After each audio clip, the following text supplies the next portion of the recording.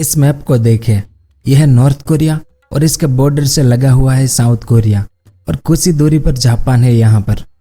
तो north Korea और south Korea वैसे तो एक ही प्रायद्वीप के दो देश हैं, लेकिन इन दोनों के बीच दुश्मनी बहुत पुरानी है। जैसे भारत और पाकिस्तान वैसे है नॉर्थ कोरिया और साउथ कोरिया। तो नॉर्थ कोरिया के साउथ कोरिया और जापान के साथ रिश्ते कुछ मधुर नहीं है, क्योंकि जापान और साउथ कोरिया दोनों ही देशों में अमेरिका अपने सैन्य बेस बनाए हुए है, जहां अमेरिकी सैनिक भी रहते हैं। ऐसे में नॉर्थ कोरिया को यह डर होना चाहिए कि यदि वो अमेरिका से किसी भी तरह का झगड़ा मोल लेता है तो उस पर हमला भी हो सकता है। लेकिन होता यहाँ पर उल्टा है।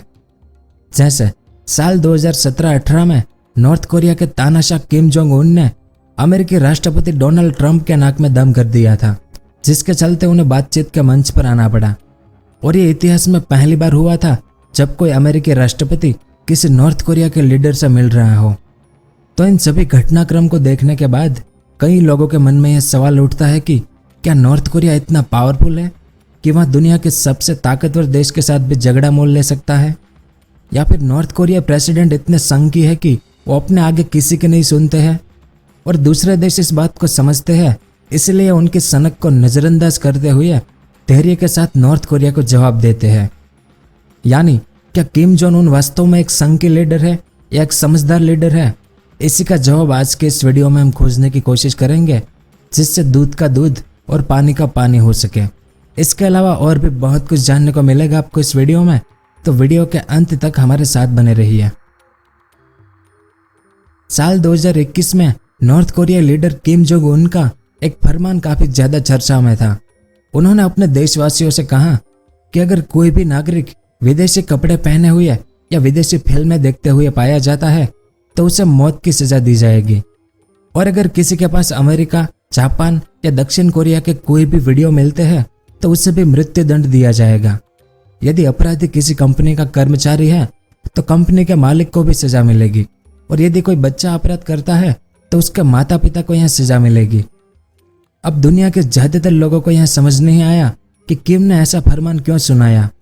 हालांकि कुछ लोगों ने तर्क दिया कि किम नहीं चाहते कि उनके देश के लोग बाहरी दुनिया के तौर तरीके जानें, उनकी चकाचौंध को वह महसूस करें, क्योंकि यदि उन्होंने ऐसा कर लिया तो हो सकता है कि उनके खिलाफ उनके ही देश में बगावत खड़ी हो जाए। चोई जोंग हुन उत्तर कोरिया के एक नागरिक है जो किसी तरह से खुद को बचाकर वहां से भागने में सफल हुए और वह चीन में चले गए थे। तो जब चीन आए तो उन्होंने पहली बार इंटरनेट का उपयोग किया। तो इस एक घटना से यह साफ पता चलता है कि उत्तर कोरिया के लोग किस सदी में जी रहे हैं। अगर ऐसी एक दो बातें हो तो कोई हजम भी कर पाए, पर किम जोंग के संकीपन के अनेकों किस्से हैं। जैसे एक बार वह अपनी सेना के अधिकारियों के साथ एक मीटिंग कर रहे थे, जिसमें एक अधिकारी की हल्की सी आंख लग गई।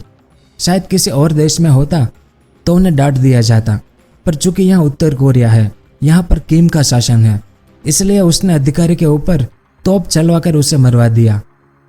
इसके अलावा किम के ऊपर यह भी आरोप है कि उन्होंने अपने परिवार के हर उस व्यक्ति को मरवाया है जिनसे उनकी गद्दी को खतरा हो सकता था। और नॉर्थ कोरिया में जिस किसी का भी प्रभाव ज्यादा बढ़ने लगता था उसे किम मरवा देता था, और मरवाने का तरीका भी यातना से भरा होता था, जिससे सुनने वाले के मन में दहशत बैठ जाती थी। ऐसे ही एक व्यक्ति को सजा के तौर पर भूखे कुत्तों के हवाले कर दिया गया था। तो किम की इन एक्टिविटी के चलते उन्हें एक संघ की तानाशाह कहा जाता है। हालांकि दुनिया के सभी तानाशाह लगभग संघ के ही होते हैं, पर किम जोंग उन के बारे में कुछ विशेषज्ञों की राय काफी अलग है। उनका ऐसा मानना है कि किम के प्रशासन के चलते ही नॉर्थ कोरिया का आज वजूद है, वरना अमेरिका सहित पश्चिमी देश नॉर्थ कोरिया का वैसा ही हश्र करते जैसा उन्होंने इराक और सीरिया का किया था। गो म्योंग ह्यून, जो कि असान इंस्टीट्यूट के रिसर्च फेलो है, वो ऐसा मानते हैं कि किम जोंग को उत्तर कोरिया का लीडर बनाना ये कोई आकस्मिक घटना नहीं थी। उनके पिता ने किम में कुछ खासियतें देखी थी, जिसके चलते उन्हें यह पोजीशन मिली थी। अब इनकी माने तो किम की शख्सियत ही ऐसी नहीं है कि वह किसी के पीछे चले। किम जोंग यदि चाहते तो अपने देश और अपने देशवासियों को और बेहतर स्थिति में पहुंचा सकते थे, लेकिन इसके लिए उन्हें जापान या दक्षिण कोरिया की तरह अमेरिका और अमेरिका के समर्थक देशों के सामने समर्पण करना पड़ता। लेकिन किम सत्ता का भूखा है, उन्हें पावर आकर्षित करती है, इसलिए वह अपने देश को सबसे पहले मिलिट्री रूप से ताकतवर बनाना चाहता है। और यही उसने पिछले 10 सालों के कार्यकाल में भी दिखाई दिया है। लेकिन किम में पावर की यह भूख अचानक से नहीं आई है।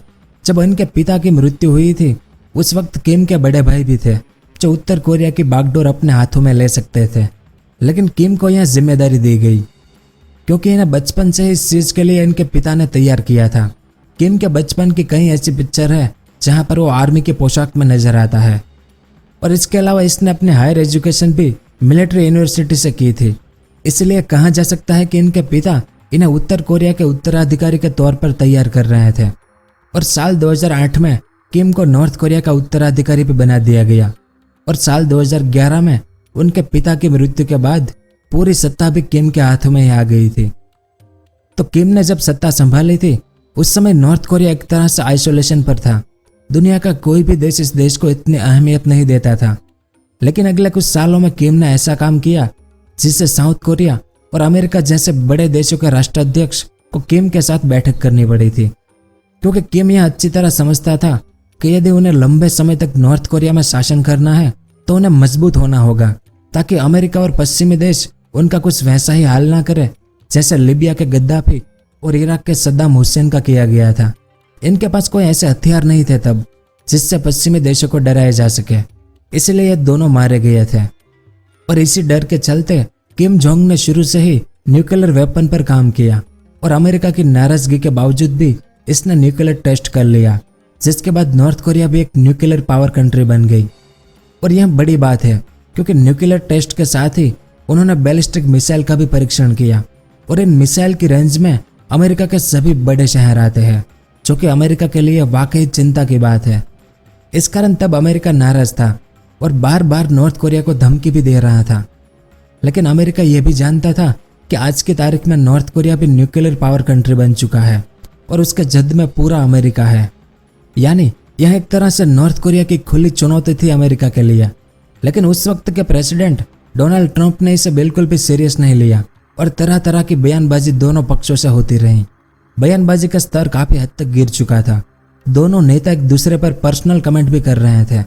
लेकिन इतना सब कुछ होने के बावजूद भी उत्तर कोरिया ने मिसाइल परीक्षण बंद नहीं किया, जिसके बाद अमेरिका ने हार मान ली और अमेरिकी राष्ट्रपति पहली बार किसी उत्तर कोरिया प्रेसिडेंट से मीटिंग करने पहुंचे। और उस वक्त नॉर्थ कोरिया में न्यूज हेडलाइन भी चल रही थी कि पहले किम ने साउथ कोरिया के प्रेसिडेंट को मिलने के लिए मजबूर किया और अब अमेरिका के प्रेसिडेंट भी मिल रहे हैं। हालांकि किम भी अच्छी तरह समझता होगा कि इस तरह के परीक्षण करने पर उनके देश पर कई आर्थिक प्रतिबंध लग सकते हैं, जिससे उनके देश की गिरती खस्ताहाल अर्थव्यवस्था और भी गिर सकती है। उसके बावजूद भी ऐसा वो कर रहा था, जिससे यह पता चलता है कि वो नॉर्थ कोरिया को एक रीजनल पावर बनाना चाहता है। शायद उनकी मंशा यही है कि जिस तरह साउथ कोरिया और जापान देशों का अस्तित्व है, उसी तरह नॉर्थ कोरिया को भी क्षेत्रीय शक्ति के रूप में पूरी दुनिया देखे। और उनका यह प्रयास कहीं ना कहीं सफल जरूर हुआ है, क्योंकि आज के डेट में किम यदि अपना 10 किलो वजन भी घटाते हैं तो वहां भी हेडलाइन बन जाती है, जो उत्तर कोरिया के बढ़ते प्रभाव को दिखाता है। वहीं आर्थिक मोर्चे पर नॉर्थ कोरिया की गिनती दुनिया के सबसे गरीब देशों में होगी। यहाँ की अर्थव्यवस्था को कई सालों तक खराब तरीके से मैनेज किया गया है, जिसके चलते यह देश कई बार खाने की कमी से गुजर चुका है। आज भी स्थिति बहुत बदतर है। हालांकि वहां से खबरें निकलकर बाहर आना मुश्किल है, लेकिन जो कुछ भी खबरें आती है वह इस देश की खस्ताहाल आर्थिक स्थिति बताती है। लेकिन नॉर्थ कोरिया के एक प्रोफेसर पार्क वॉन गोन की माने तो इस स्थिति से उबरा जा सकता है, क्योंकि देश के पास अब न्यूक्लियर पावर है, जिसके जरिए वह दुनिया के देशों के साथ बार्गेनिंग कर सकता है। कई विशेषज्ञ यह मानते हैं कि नॉर्थ कोरिया को न्यूक्लियर पावर कंट्री बनाना किम जोंग की सबसे बड़ी उपलब्धि है। इसी के चलते नॉर्थ कोरिया काफी कुछ हासिल कर सकता है और कुछ ऐसा करता हुआ दिखाई भी दे रहा है, क्योंकि हाल ही में ऐसी खबरें आ रही थी कि एक बार फिर नॉर्थ कोरिया लगातार मिसाइल परीक्षण कर रहा है, जिससे जापान और साउथ कोरिया काफी चिंतित है। जनवरी 2022 के आसपास उत्तर कोरिया ने एक महीने में 7 बार हथियारों का परीक्षण किया था। दक्षिण कोरिया के जॉइंट चीफ ऑफ स्टाफ और जापान के तटरक्षक ने इस बात की पुष्टि की है कि कुछ दिनों पहले उत्तर कोरिया ने एक बैलिस्टिक मिसाइल का परीक्षण किया था, जो जापान सागर में गिरी थी। और हाल ही में उत्तर कोरिया ने परमाणु हथियार ले जाने वाली लंबी दूरी की मिसाइल के पुनः परीक्षण की भी धमकी अमेरिका को दी थी। और डोनाल्ड ट्रंप से हुई मीटिंग के बाद से उत्तर कोरिया ने ऐसे मिसाइलों का परीक्षण बंद कर दिया था। लेकिन एक बार फिर वह उन्हें चालू करने का कह रहा है। और विशेषज्ञों का कहना है कि उत्तर कोरिया अचानक से मिसाइलों का परीक्षण इस वजह से बढ़ा रहा है क्योंकि वह अमेरिका और अमेरिकी गुटों के द्वारा लगाए गए प्रतिबंधों को कम करवाना चाहता है और ऐसे मिसाइल परीक्षण करके वो बाइडेन प्रशासन पर दबाव बनाना चाहता है। तो यह सब जानने के बाद हम यह कह सकते हैं कि उत्तर कोरिया के लोगों के लिए बेशक वह एक क्रूर शासक हो सकता है या संकी भी कह सकते हैं, पर जिस तरह से इसने अंतर्राष्ट्रीय स्तर पर उत्तर कोरिया के प्रभाव को बढ़ाया है, अमेरिका और पश्चिमी देशों को वार्ता की टेबल पर बैठने के लिए मजबूर किया है, उसे यह भी समझ आता है कि दुनिया ताकत के सामने झुकती है, इसलिए वह बार बार परमाणु हमला करने का डर दिखा रहा है, जो कि एक अच्छी रणनीति भी कह सकते हैं उनकी। तो इस मामले में आप अपना विचार कमेंट करके बता सकते हैं। तो यह सब कुछ था इस वीडियो में। उम्मीद है आपको कुछ जानने को मिला होगा। अगर वीडियो पसंद आया हो तो इसे लाइक ज़रूर करें। पूरा वीडियो देखने के लिए आपका बहुत बहुत धन्यवाद। अगर आपको इस तरह के इन्फॉर्मेटिव वीडियो देखना पसंद है तो हमारे इस चैनल को सब्सक्राइब करें और हमारी नई वीडियो सबसे पहले देखने के लिए इस बेल आइकन को भी जरूर दबाएं।